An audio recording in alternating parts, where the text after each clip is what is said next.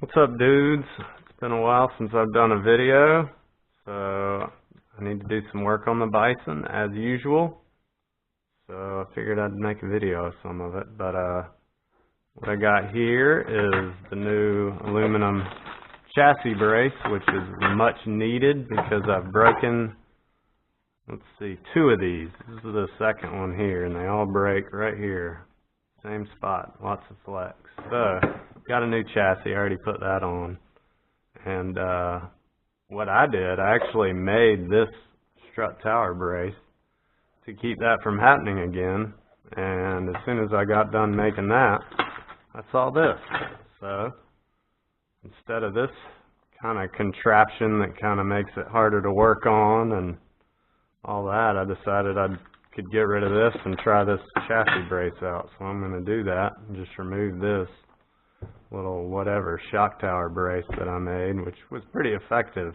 Actually worked really well. But also while I'm doing that, I got a new pinion because when the chassis broke, it tore a bunch of teeth off the pinion. So I have that, and the little rods here that hold the lower suspension arm on are broken or bent as usual. It happens all the time. So what I do, on Amazon you can buy these, I think they're 3mm rods, buy a whole set of them for cheap and just cut your own. I already have one cut in anticipation anyway, so I put that on. And also I figure while I got it all apart, my shocks are a little squishy, so I'm going to pull the springs off, stretch those springs out a little bit. I may even put some thicker fluid in them, I don't know yet, but anyway, that's my plan. I think that's all I'm going to get done. I'll just check in intermittently and show you how it goes. I might have to get rid of my T-bone bumper. Kind of hoping I can make it work with that. We'll have to see once I get it all put on. I might have to drill some new holes or something in this to make it work, but we'll see. Alright, see y'all in a bit.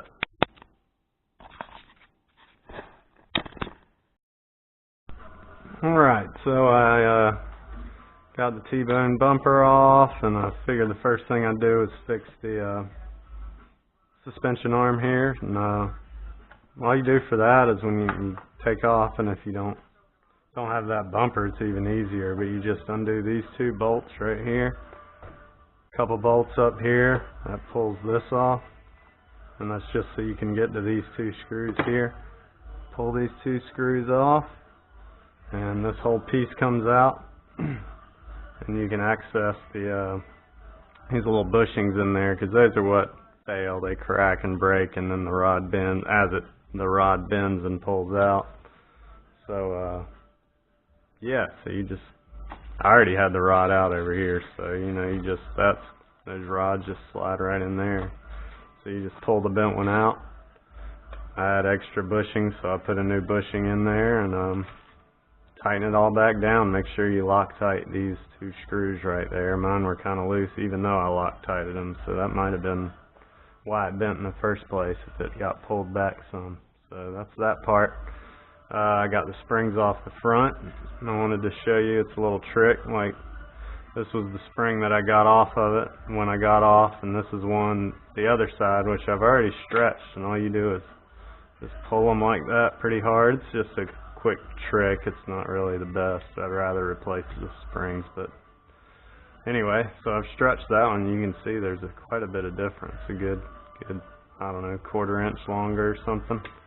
So I got to finish stretching those out. I'll probably try to stretch these little guys out too while I'm at it. And put them back on. Hopefully that'll give me a little stiffer suspension, because it's getting loose. I'm about to add that chassis brace, that's going to give it some more weight, plus all the stuff I've already put on it, so it's running a little heavier than stock. Anyway, that's just the update so far. Alright, now it's on to the motor pinion, and that's super easy to get to. There is, where'd I put it, this little cap right here. It just goes right over the motor pinion. It's 1 screw right here. You just screw that, you pull that cap off, and then to get the motor off, you got to take the whole motor bracket off. You just undo these three screws right here. 1, 2, 3. Pull those screws out, which I already did, and the whole thing just pops right out. You don't even have to adjust the mesh or anything, which is great. You just screw it right back in, your mesh will line right up and everything. So all I got to do is get this little screw out, pinion screw out, and pull it off, and you can see it. I don't know if you can see it very well, but it is chopped up pretty good, so that should help. And that's it.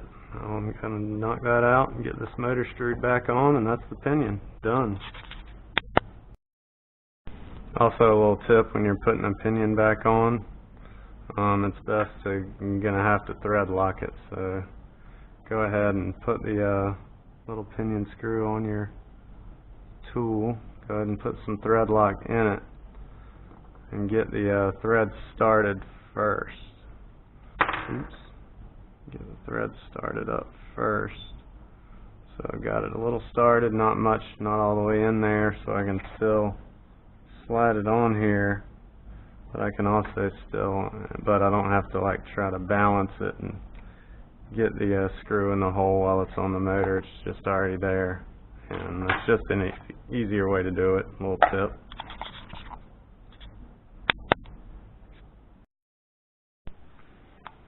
Alright guys, I'm all done. I finished up last night and it was too late and didn't feel like doing a video, finishing up the video. But anyway, as you can see, got that all on and I think it looks pretty awesome myself. Went on fairly easily, I guess. It wasn't too bad. Hard part is these little bolts in here. You have these little square threaded nuts that go on the end of these really short screws, these two right here. So those were not too bad to get on. The hard one is a little screw.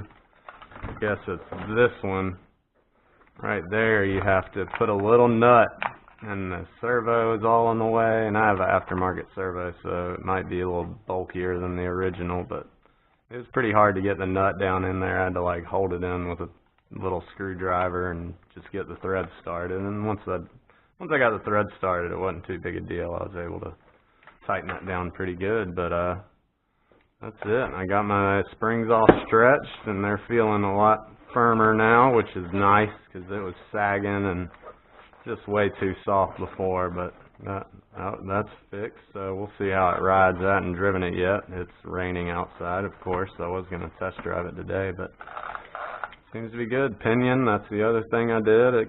It went in okay. I did have to adjust the mesh. I think putting the chassis brace on must have moved around some things, probably flexed the chassis a little bit, and it was really tight, so I had to play around with that and got it in, and I don't know, I think I'm good. I fixed that, of course. I think I already said that, but that's it, guys. I really like this chassis, man. This thing fits a lot better than I thought. It's nice and flat all the way around.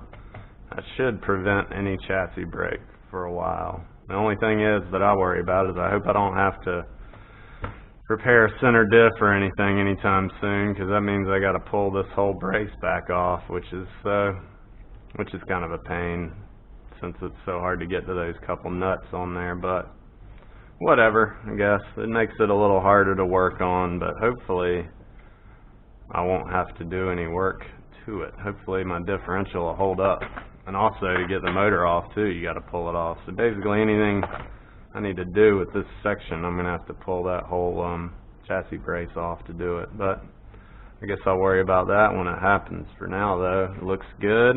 You can get this on Banggood for, I don't know, I think it was only like $15 or something, pretty cheap. I'm sure other sites have it too, but that's where I get all my stuff. If they have it, I get it from them, because usually it's a little cheaper than everywhere else. But anyway, that's a wrap. Thanks for watching. Take care.